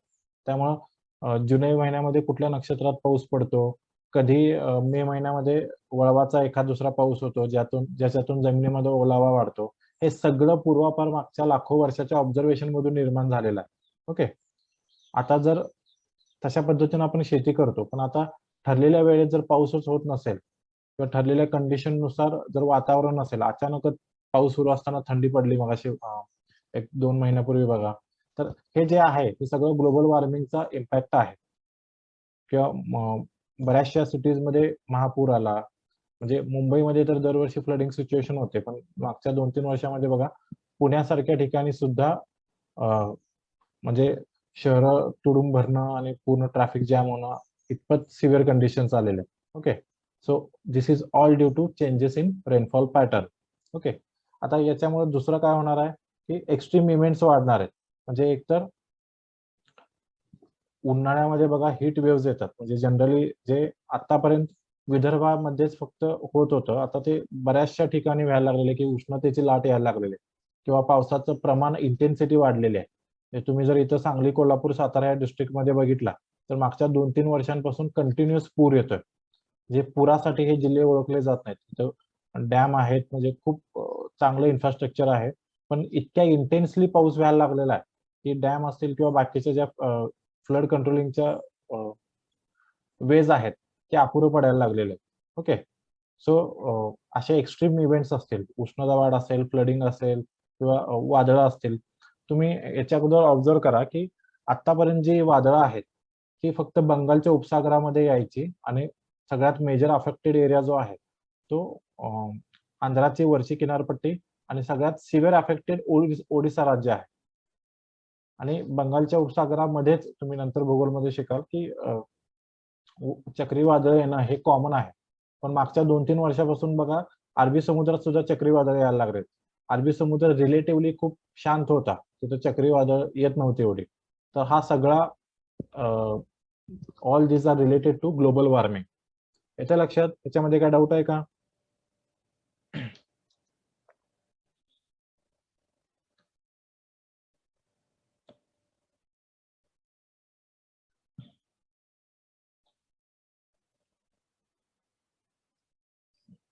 तुषार, point 2 changes in rainfall pattern. Pattern म्हणजे काय बघ की जुलै महिन्यापासून किंवा जून महिन्यापासून आपल्याकडे सप्टेंबर पर्यंत पाऊस पडतो, राईट? तर या 4 महिन्यामध्ये आता जनरली जून महिन्यामध्ये एखाद दुसरा पाऊस होतो, खूप जास्त पाऊस नसतो. मेजर आपले जे पावसाचे दिवस असतात ते 15 जुलै पासून ऑगस्ट महिन्यापर्यंत. ओके. तर याच्यात सगळ्यात त्यात पण जुलै महिन्यामध्ये सगळ्यात जास्त पाऊस पडतो. तर हे ठरलेलं आहे. किंवा इथं जर मे महिना बघितला तर मे महिन्यामध्ये जनरली 1-2 वळवाचे पाऊस व्हायचे. ओके. जोरात वारा वगैरे येऊन पाऊस पडायचा. ह्याच्यामुळे मे महिन्यापासून म्हणजे मेच्या एंडला थोडंफार जमिनीमध्ये ओलावा असायचा. ओके. तर याच्यामुळे काय आपण इथं पेरणी करू शकत होतो 1-2 पाऊस येऊन गेल्यानंतर. आणि नंतर मग स्लोली पाऊस वाढत जायचा, त्या पद्धतीने पिकं यायची. आता हा रेनफॉल पॅटर्न बदलतोय म्हणजे काय? जूनमध्ये अजिबातच पाऊस होणार नाही, म्हणजे इथं पेरणी केला असेल तर पूर्ण पीक वाया जाणार, उगवणारच नाही. जुलैमध्ये जो पाऊस व्हायचा तिथं अचानक जास्त इंटेन्सिव्हली पाऊस होईल. त्यामुळे जरी धरणं जरी असतील तरी ते तुडूंब भरून वाहून जातील. त्यामुळे फ्लडिंग सिच्युएशन होईल, जसं सांगली कोल्हापूरमध्ये झालं. पुन्हा सप्टेंबर ऑक्टोबरला सप्टेंबर महिन्यात गॅप येईल. म्हणजे काय पीक हाताशी आलेलं असेल ते पुन्हा ऑक्टोबर महिन्यामध्ये अतिवृष्टी होईल आणि कापणीला आलेलं पीक सुद्धा वाया जाईल. तर हे सगळं जे आहे हा जो पॅटर्न बदलत चाललेला आहे. म्हणजे पावसाळ्याच्या वेळी सुद्धा आता आधीमध्ये थंडी पडली किंवा आता थंडीमध्ये सुद्धा पाऊस पडतो. ओके. तर this is all changes in rainfall pattern. Okay. दुसरं आता याच्यामध्ये महत्वाचं जो इम्पॅक्ट आहे तो आहे मेल्टिंग ऑफ आईस कॅप्स. आता आईस कॅप्स कशाला म्हणतो बघा, आपल्याकडे मगाशी तुम्हाला मी सांगितलं की अंटार्क्टिकावरती परमनंट आईस कव्हर आहे. इथे इथं जमीन आहे, जमिनीवरती काही किलोमीटर म्हणतोय मी, काही किलोमीटरचा बर्फाचा थर आहे. त्याच्याबरोबर अपोजिटला नॉर्थ पोलला जिथं आर्टिक एरिया आहे, तर इथं जमीन नाही आहे, इथं समुद्रच आहे. पण हा समुद्र सुरुवातीला पूर्णपणे गोठलेल्या स्वरूपात राहायचा. ओके. तर आता हे दोन्ही जे आईस कॅप्स आहेत तिथं प्रचंड व्हॉल्यूम मध्ये बर्फ साचलेला आहे. तर हा जर बर्फ वितळला तर तो साहजिकच समुद्राच्या पाण्यामध्ये वाढ होणार आहे. पाण्यामध्ये वाढ झाली तर समुद्राच्या पाण्याची पातळी वाढणार आहे. येतं लक्षात?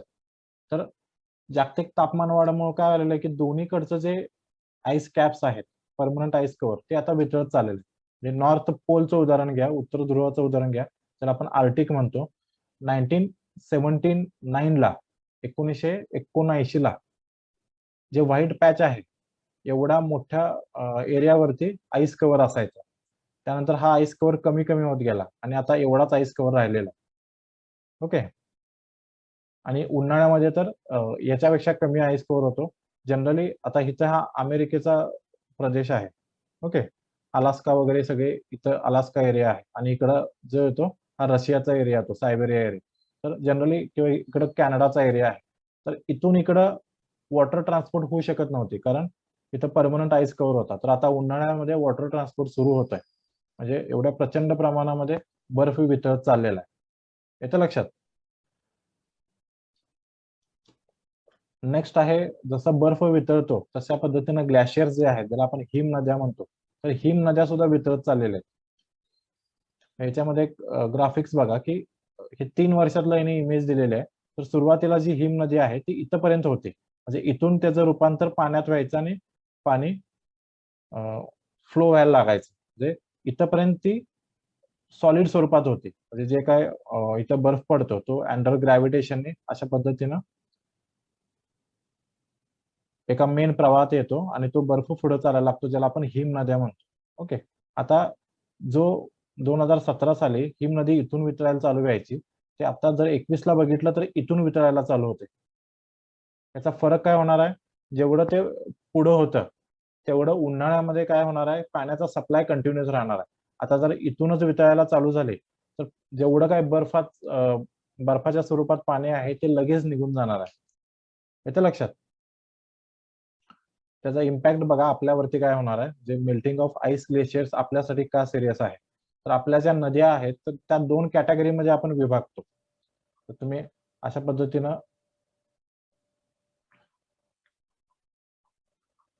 जर भारत धरला तर 2 नद्या आहेत प्रमुख, आपण प्रकार धरतो. एक आहे नॉर्थ इंडियन फ्लोईंग, इकडनं सिंधू जाते, अशा पद्धतीनं गंगा यमुना वगैरे इकडे जातात, ही ब्रह्मपुत्रा नदी अशी येते. आणि दुसरा आहे साऊथ इंडियन रिव्हर्स, याच्यामध्ये गोदावरी मेन आहे, कृष्णा आहे, नंतर कावेरी आहे.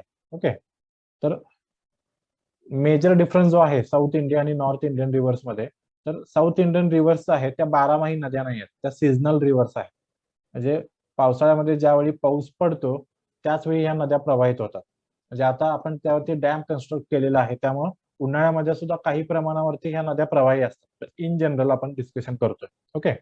त्या कंपॅरिझन मध्ये नॉर्थ इंडियातले बघा, इथे ही सिंधू नदी आहे.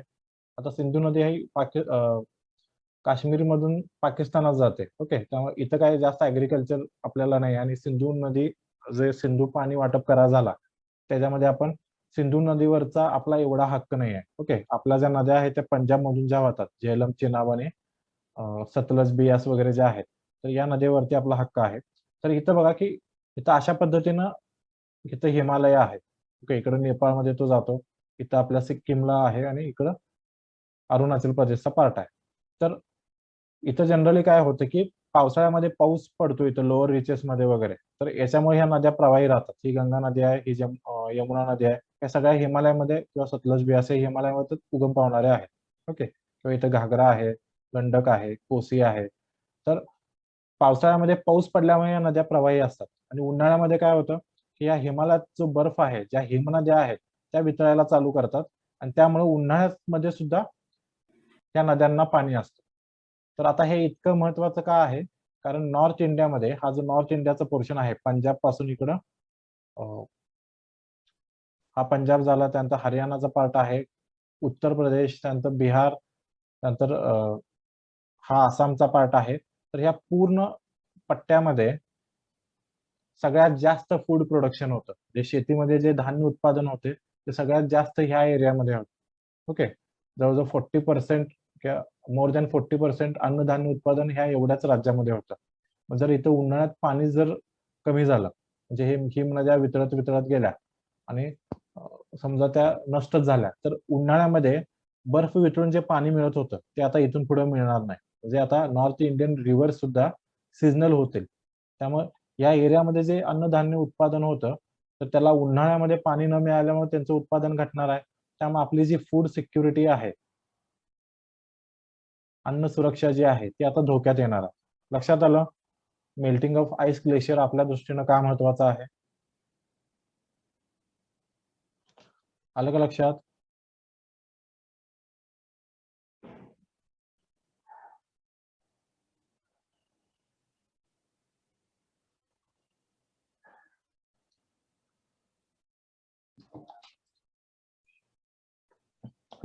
तर हा आपण चर्चा केली की ग्लोबल वॉर्मिंगमुळे मेल्टिंग ऑफ ग्लेशियर्स जे आहे, हिमनद्या ज्या वितळणार आहेत त्याच्यामुळं काय धोके पोहोचणार आहेत. ओके.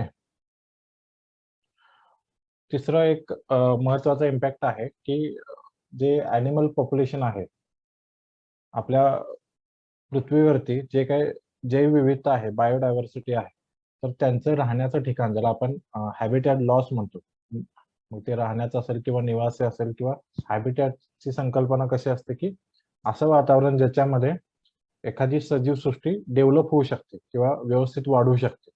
तर अशा पद्धतीचा हॅबिटॅट लॉस जो आहे, तर तो नष्ट होत असल्यामुळं त्याच्यावर त्यामध्ये राहणारे जे अॅनिमल पॉप्युलेशन आहे ते सुद्धा नष्ट होणार आहे. म्हणजे ही कॉन्सेप्ट बघा कशा पद्धतीने आहे. तर आता आपण पाहिलं की ग्लोबल वॉर्मिंगमुळे जागतिक तापमान वाढ होणार आहे. ओके, आपण एक एक्झाम्पल घेऊ की समजा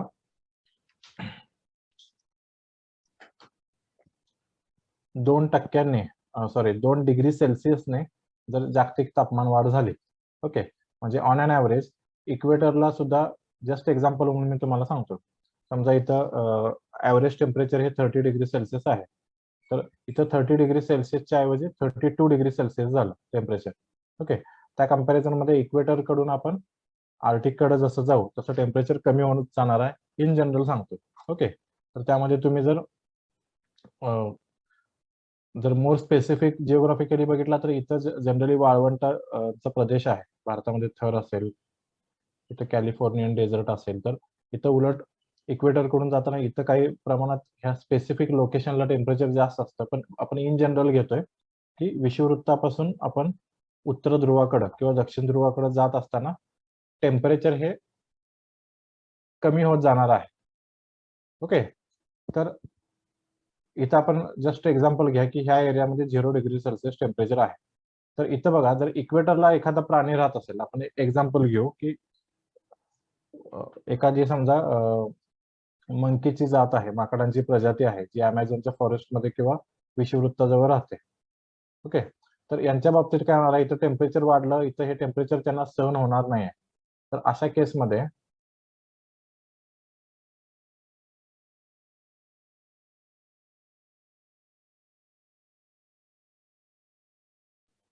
मला एकच मिनिट द्या.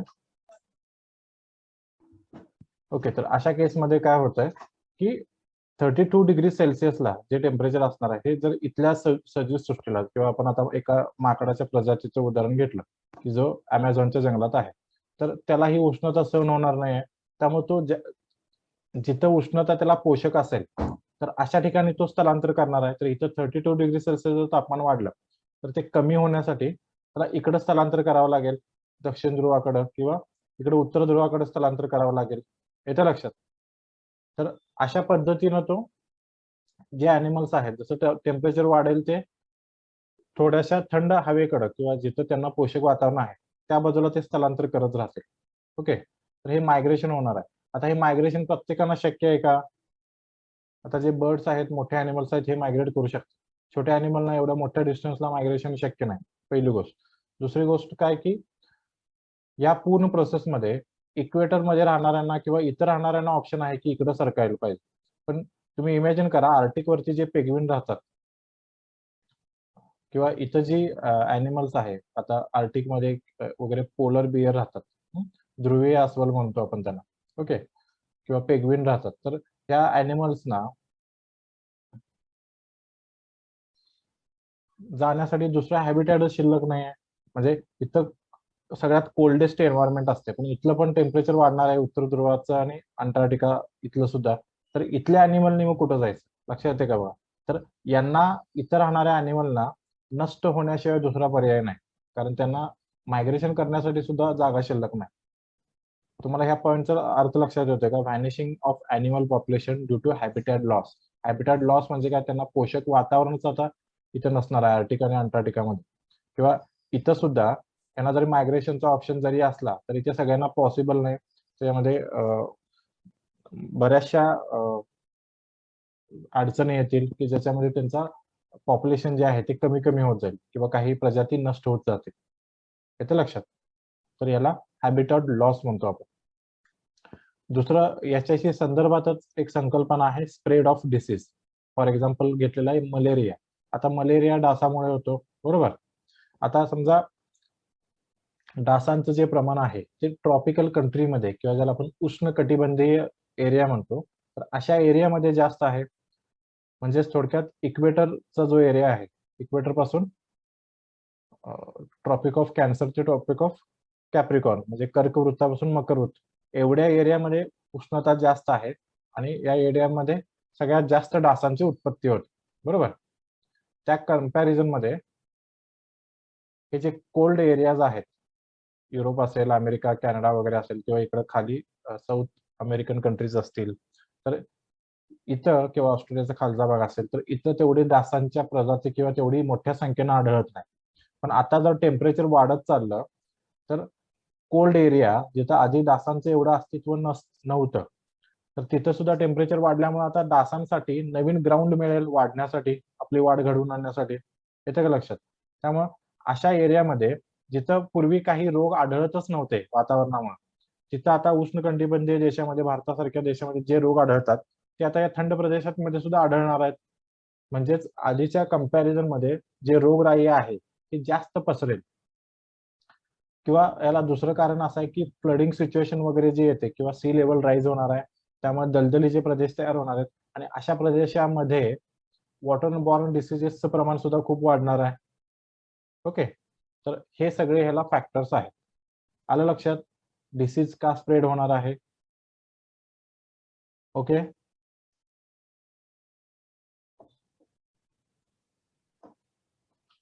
पटापट रिप्लाय द्या. समजलं का?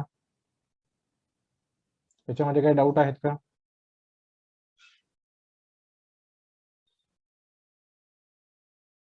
ओके, पुढे जाऊ आपण. नेक्स्ट इम्पॅक्ट आहे ब्लिचिंग ऑफ कोरल रीफ्स. आता ब्लिचिंग कशाला म्हणायचं? ब्लिचिंग हा शब्द तुम्ही कुठं ऐकलाय का कधी? लॉन्ड्रीमध्ये आपण शक्यतो बघा व्हाईट क्लॉथ असतील, कुर्ते वगैरे असतील, तर त्याचं ब्लिचिंग करून आणतो. ओके, ब्लिचिंगचा अर्थच असा आहे की कलर घालवणे. म्हणजे जर व्हाईट क्लॉथ असेल तर त्यावरती जे काही डाग असतील ते आपण ब्लिचिंग करून घालवतो. किंवा आपण केसांचं ब्लिचिंग करतो, केसांना कलर द्यायचा असतील तर आधी आपण ब्लिचिंग करतो. किंवा फेशियलचं पण आपण ब्लिचिंग करतो बघा, काळपट त्वचा असेल तर ब्लिचिंग करून घेतो. ब्लिचिंगचा इन जनरल अर्थ असा होतो की कलर घालवणे. ओके, तर आता कोरल रीफ्स म्हणजे जे प्रवाळ बेटा बनाचे प्रवाळ जे आहेत ते कलरफुल असतात. सगळ्यांना माहित आहे की पृथ्वीवरती म्हणतोय मी, टेरेस्ट्रियल आणि ओसेन, समुद्र आणि जमीन, हे सगळं इन्क्लूड करून सगळ्यात जास्त जर जैवविविधता कुठे असतील तर ते कोरल रिफ्स मध्ये असतात. म्हणजे तुम्ही कधी स्नॉर्कलिंग वगैरे समुद्रात केला असेल तर बघा अशा पद्धतीनं कोरल रिफ्स डेव्हलप झालेले आहेत. तर इथं प्रचंड प्रमाणामध्ये जैवविविधता असते. जैवविविधताचा अर्थ काय? बायोडायव्हर्सिटीचा अर्थ. समजा एक युनिट एरिया आहे, समजा हा 1 स्क्वेअर किलोमीटर एरिया आहे, तर याच्यामध्ये किती प्रकारचे प्राणी, पक्षी, वनस्पती आढळतात, तर यांची संख्या म्हणजे त्या एरियातली जैवविविधता. आता वाळवंटामध्ये ही जैवविविधता एकदम कमी असणार आहे, बायोडायव्हर्सिटी. त्या कंपॅरिझन मध्ये अमेझॉनच्या जंगलामध्ये खूप जास्त असणार आहे जैवविविधता. त्याच्या पण पेक्षा जास्त जैवविविधता जी आहे ती कोरल रिफ्स मध्ये असते. म्हणजे पर युनिट एरिया तेवढ्या प्रकारचे वनस्पती, तेवढ्या प्रकारचे मासे किंवा इतर सागरी प्राणी, त्या तेवढ्या व्हरायटी ऑफ ॲनिमल्स आणि प्लांट्स ह्या युनिट एरियामध्ये आढळतात. ओके, तर आता त्यांचं ब्लिचिंग होतंय. हे ब्लिचिंग काय होतंय? तर जागतिक तापमान वाढ होत असल्यामुळं, किंवा आपण नंतर वॉटर पोल्युशन मध्ये कॉन्सेप्ट बघणार आहे, ओसी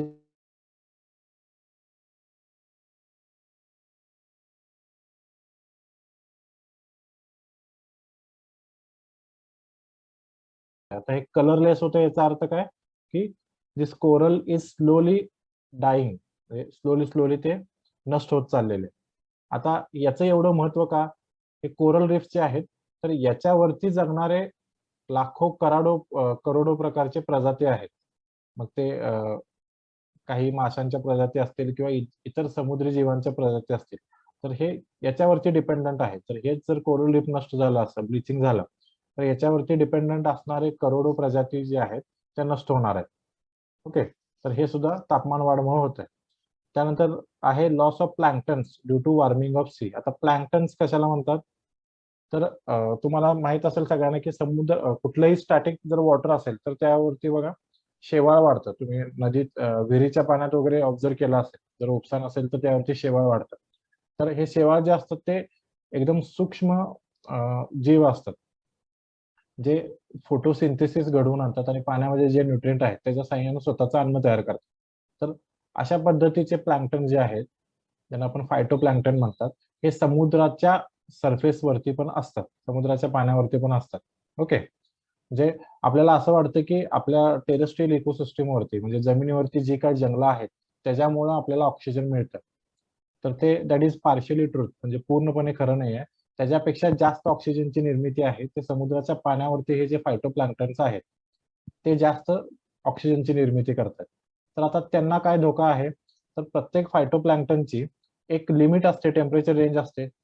तर त्या रेंजमध्ये त्याची ग्रोथ होत असते. जर आता तापमान वाढ झाली तर साहजिकच त्यांना तेवढी उष्ण वातावरण जे आहे ते सहन होणार नाही आणि त्यांची सुद्धा डेथ व्हायला चालू होईल. ओके, अशा पद्धतीने फायटोप्लॅन्क्टन्स असतात. तर जनरली बघा की जमिनीच्या जवळ जिथं नदीचं पाणी वगैरे येत असतं तर त्या पाण्यामध्ये न्यूट्रिएंट मिनरलचं प्रमाण जास्त असतं. त्यामुळं कुठल्याही समुद्राच्या किनाऱ्याला फायटोप्लॅन्क्टनची संख्या जास्त असते. तर हे फायटोप्लॅन्क्टन असं बारीक थर असतात, एक पेशी तुम्ही किंवा एकदम सूक्ष्म जीव म्हणू आपण. अशा पद्धतीनं त्यांची ग्रोथ होत असते आणि हे समुद्रातला किंवा वातावरणातला कार्बन डायऑक्साईड घेऊन ऑक्सिजन सोडत असतात, म्हणजे फोटोसिंथेसिस करत असतात. जमिनीवरती जेवढी झाडं आहेत त्याच्यापेक्षा जास्त कॉन्ट्रीब्युशन ह्या फायटोप्लॅन्क्टनचं आहे. आता ह्या फायटोप्लॅन्क्टन वरती ह्याला खाऊन जगणारे आहेत ते झूप्लॅन्क्टन, म्हणजे काही प्राणी आहेत ते पण सूक्ष्मजीव असतात, तर ते त्या फायटोप्लॅन्क्टन वरती खाऊन जगतात. ओके, आता ह्या झूप्लॅन्क्टन वरती छोटे मासे जे आहेत एकदम स्मॉल फिश, तर ते खाऊन मोठे होत असतात. ओके, त्या छोट्या माशावरती पुन्हा मोठे मासे आणि ही सगळी मग इकोसिस्टम डेव्हलप होत जाते. आलं लक्षात? मग जर त्या फायटोप्लॅन्क्टनच जर अस्तित्व धोक्यात आलं तर याच्यावरती जगणारे झूप्लॅन्क्टन वरती जगणारे मासे किंवा इतर समुद्र पक्षी ही जी चेन आहे ती पूर्ण डिस्टर्ब होत जाणार आहे आणि समुद्रातल्या सुद्धा सजीवांची संख्या कमी होत जाणार आहे. आलं लक्षात?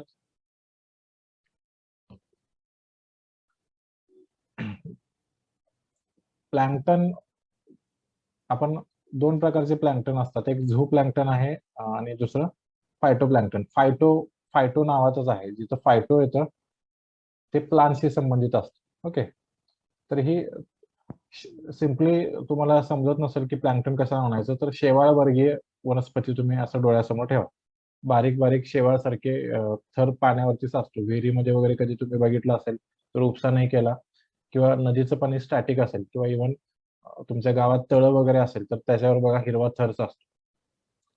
तर तशा पद्धतीनं सूक्ष्म जीव जे आहेत ते समुद्राच्या पाण्यावर सुद्धा असतात. ओके, आलं लक्षात? काही डाऊट आहे का याच्यामध्ये? ओके, आता याच्यावरती आलेले क्वेश्चन बघू. इथं आपला ग्लोबल वॉर्मिंग हा टॉपिक संपतोय. त्याच्यावरती काही निवडक प्रश्न घेतलेत, पूर्ण नाही घेतलेले. तर पहिला आहे खालीलपैकी कोणती भारतीय नदी जगातील 10 नष्ट होण्याच्या मार्गावरील नद्यांपैकी एक आहे? सांगायचं उत्तर. म्हणजे आता मी मगाशी तुम्हाला एवढं एक्सप्लेन किंवा करून कॉन्सेप्ट का सांगितल्या, तर अशा पद्धतीने पण प्रश्न येऊ शकतात जे डायरेक्ट आपल्या पुस्तकांमध्ये किंवा नोट्समध्ये नसतील, पण तुम्हाला जर लॉजिक माहित असेल, कॉन्सेप्ट माहित असेल तर तुम्ही याचा आन्सर देऊ शकता. ओके,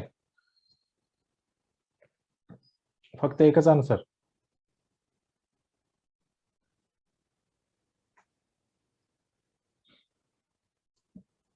ओके, याचं आन्सर जे आहे ते गंगा नदी आहे. आता गोदावरी आणि कृष्णा याचं डायरेक्ट क्लायमेट चेंजशी इतकंसं रिलेशन नाही आहे. ओके, म्हणजे नष्ट होण्यापर्यंत नाही राहिलं. आपण त्या लॉजिकने यमुना आणि गंगा हे दोन ऑप्शन्स जातात. याच्यामध्ये गंगाच का, तर सिम्पली जगातील 10 नष्ट होण्याच्या नद्या आपण ज्यावेळी म्हणतो तर गंगा आणि यमुनाच्या कंपॅरिझन मध्ये गंगा नदी सगळ्यात मोठी आहे, सगळ्यात लांब आहे, सगळ्यात जास्त डिपेंडन्सी लोकांची गंगा नदीवरती आहे. बरोबर? त्यामुळं इथं पहिल्या जगातल्या 10 नष्ट होण्याच्या नद्या असं जरी काही आपण लॉजिक वापरत असतो त्यामध्ये मोठ्या मोठ्या नद्यांचाच आपण समावेश करणार. ओके, त्यामुळे याचा आन्सर गंगा येते. ओके, नेक्स्ट आहे कार्बन डायऑक्साईड जलबाष्प म्हणजे वॉटर वेपर आणि हॅलोजिनेटेड वायू यांच्या हरितगृह परिणामामुळे भूपृष्ठावरील तापमान वाढते. कारण हे वायू सौर ऊर्जेला भूपृष्ठापर्यंत पोहोचू देतात. हे वायू भूपृष्ठावरील उत्सर्जित उष्णता ग्रहण करतात आणि तिला परत भूपृष्ठाकडे उत्सर्जित करतात. या वायूंचा भूपृष्ठावरील तापमान वाढवण्यात कोणताही सहभाग नाही आणि हे वायू हरितगृह परिणामाचे घटक नाहीत. आरटी मी ब्लिचिंग रिपीट करतो, तर आपण क्वेश्चन घेऊ. ओके ओके, सिंपल आहे. तुम्हाला जर म्हणून म्हणतोय की जनरली संकल्पना समजून घेण्यावर भर द्या, नंतर पाठांतराचा पार्ट येतो. ओके, तुम्हाला जर नुसता संकल्पना जरी समजल्या तरी तुम्ही निम्म्यापेक्षा जास्त प्रश्न इझिली सोडवू शकता. त्यामुळे विनाकारण एमपीएससी मध्ये डेट्स विचारतात आणि हे विचारतात, त्याचं बॉदरेशन नका घेऊ. जे पाठ करायचंय ते आपल्याला पाठच करायचंय, पण त्याच्या आधी संकल्पना समजून घ्या. ओके, सो याचा आन्सर 2 आहे. नेक्स्ट आहे 13 ला आलेला प्रश्न, खालीलपैकी कोणता हरितगृह वायू नाही?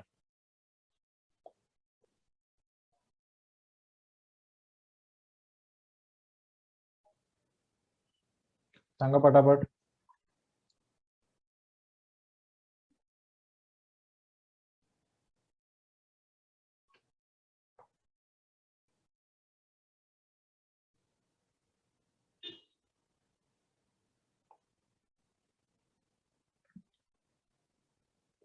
येस, मगाशी कुणीतरी विचारलं होतं की CFC sir green house gases नाही आहे, तर मी म्हटलं होतं की बरोबर आहे. पण इथं पण बघा, तसं म्हटलं तर हा क्वेश्चनच रद्द व्हायला पाहिजे होता, कारण इथं हायड्रोजन पण उत्तर येतं आणि मग सीएफसी पण येतं. पण आता सीएफसी हा हॅलोजिनेटेड याच्यामध्ये आपण कन्सिडर करतोय, त्यामुळे काही प्रमाणात आहे असं गृहीत धरून आपण हायड्रोजन हे उत्तर धरलेलं आहे. ओके, त्यामुळे सीएफसी बद्दल असंच लक्षात ठेवा की हे थोड्या प्रमाणात करतं, पण मेजर जे आहे ते एचसीएफसी ह्याचा जो ऑप्शन्स आहे किंवा एचएफसी हे जे आपण वापरणार आहोत, हे जास्त ग्लोबल वॉर्मिंग पोटेन्शियल गॅसेस आहे. ओके, नेक्स्ट आहे, जसे कार्बन डायऑक्साईडचे आकाशातील प्रमाण वाढते, उष्णता वाढते, त्यामुळे काय होणार आहे, वातावरणातील पट्टे विषुववृत्तापासून ध्रुवाकडे सरकतील व वृक्षवल्ली ही विषुववृत्तापासून दूर जातील.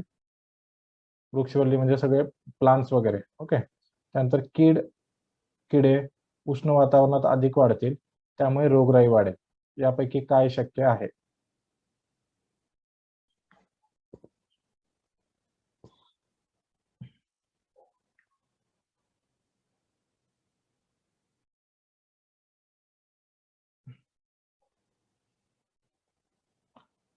ओके, हे आता आपण डिस्कशन केलं की विषुववृत्तापासून ध्रुवाकडे सगळे प्लांट्स अॅनिमल्स हे स्थलांतरित होतील स्लोली स्लोली. जसं त्यांना अनफेवरेबल क्लायमेट भेटेल तसं ते फेवरेबल क्लायमेटच्या शोधात जातील. आणि दुसरं कारण, कीड आणि किडे म्हणजे डिसिजेस आणि इन्सेक्ट्स, तर ह्यांचं सुद्धा प्रमाण वाढेल, त्यामुळे रोगराई वाढेल. त्यामुळे याचं उत्तर 1 आणि 2 असं येतं. ओके,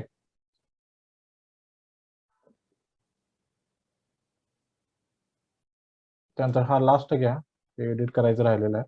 पृथ्वी सभोवतालचे वातावरण उबदार राहते, कारण 1, उबदार हवा ग्रीन हाऊस परिणामामुळे बाहेर जात नाही. 2, भूपृष्ठाद्वारे होणारे उष्णतेचे उत्सर्जन. 3, जैविक इंधने उष्णता बाहेर सोडतात. आणि 4 आहे, वनस्पती कार्बन डायऑक्साईडचे शोषण करतात. तर याचं काय कारण आहे?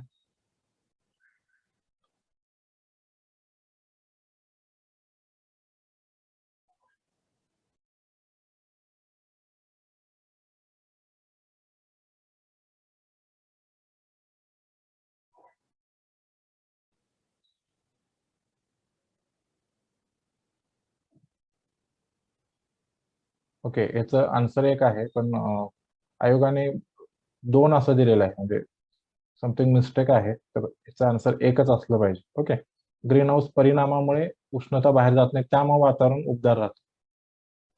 ओके, तर हे भूपृष्ठाद्वारे उष्णतेचं उत्सर्जन होतं हे खरं आहे, पण ही जोपर्यंत उष्णता ट्रॅप केली जात नाही तोपर्यंत ती उष्णता उबदार राहणार नाही. राईट. सो इथपर्यंतच आपण आजचा टॉपिक होता. याच्यामध्ये काही डाऊट्स असतील तर विचारा. मगाशी एकाने डाऊट विचारला कोरल रीफ्स बद्दल. ओके, तर तुम्ही आता आपल्याकडं मला वाटतं मालवणला अशा पद्धतीनं आपली फॅसिलिटी आहे, स्नोर्कलिंग करून, म्हणजे समुद्राच्या पाण्यात तुम्ही तळाला जाऊन अशा पद्धतीने मासे वगैरे बघू शकता. ओके, तर जनरली जसं आपल्याकडे विषुववृत्तीय वने आहेत, म्हणजे अमेझॉन फॉरेस्ट आहे, किंवा आपलं वेस्टर्न घाटमध्ये बघा, सह्याद्री पर्वतामध्ये खूप जास्त डायव्हर्सिटी आढळते.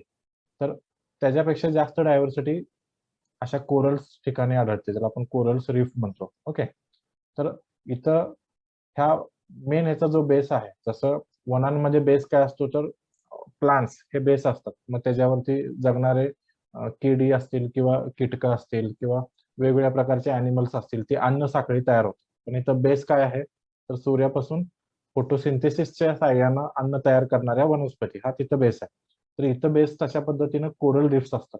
म्हणजे समुद्राचं पाणी जिथपर्यंत सूर्यप्रकाश पोचतो त्याला आपण फोटिक झोन म्हणतो. ओके. जिथपर्यंत मग सूर्यप्रकाश या पाण्याच्या जेवढ्या थरापर्यंत पोहोचतो त्या थरामध्ये फोटोसिंथेसिस होत असतं. मग याच्यामध्ये जे फायटोप्लॅन्क्टन्स आहेत मगाशी आपण बघितलं तर ते ह्या एरियामध्ये असतात फोटिक झोनमध्ये. जर समजा जे सूर्याची किरणं आहेत तर ते इथल्या ह्या पाण्याच्या तळापर्यंत जर पोहोचत असतील तर ह्या तळाला अशा पद्धतीचे कोरल रीफ्स तयार होतात समुद्रामध्ये. जिथं समुद्राचं पाणी खूप उथळ असतं, जनरली 200 मीटरच्या आसपास जर तेवढीच डेप्थ असेल, तेवढीच खोली असेल समुद्राची एखाद्या एरियामध्ये, तर तिथं अशा पद्धतीनं कोरल रीफ्स डेव्हलप होतात, जिथं सूर्याची किरणे पोचतात. ओके. मग अशा ठिकाणी हे जे कोरल रीफ्स डेव्हलप होतात, तर ह्याच्यावरती हजारो लाखो प्रकारचे वनस्पती सॉरी प्राणी जे आहेत ते जगत असतात. आता जशी उष्णता वाढत चाललेली आहे, तसं साहजिकच एखाद्या ठिकाणी जर कोरल रीफ असेल, तर त्याची टेम्परेचर रेंज ठरलेली आहे. तर त्यापेक्षा जास्त उष्णता झाली तर हे सुद्धा ह्यांची सुद्धा डेथ होणार आहे, नष्ट होणार आहेत. त्याच पद्धतीनं समुद्राचा पाण्याचा पीएच सुद्धा कमी होत चाललंय. हे आपण वॉटर पोल्युशन मध्ये बघू. त्यामुळं समुद्राचं जे पीएच आहे ते अल्कलाईन आहे. पाणी जे आहे ते अल्कलाईन आहे. ते आता ऍसिडिक होत चाललेलं आहे. ओके. म्हणजे पीएच कमी होत चाललेला आहे. त्यामुळे सुद्धा याची डेथ होत चालली आहे. आता हे जर डेथच झालं तर याच्यावरती डिपेंडन्स असणारे जे प्राणी आहेत त्यांची सुद्धा संख्या कमी होणार आहे. तर त्याला आपण ब्लिचिंग म्हणतो. ब्लिचिंगचा अर्थ सिम्पली कलरलेस. ओके. आणखीन काय आहेत का कोणाचे डाऊट?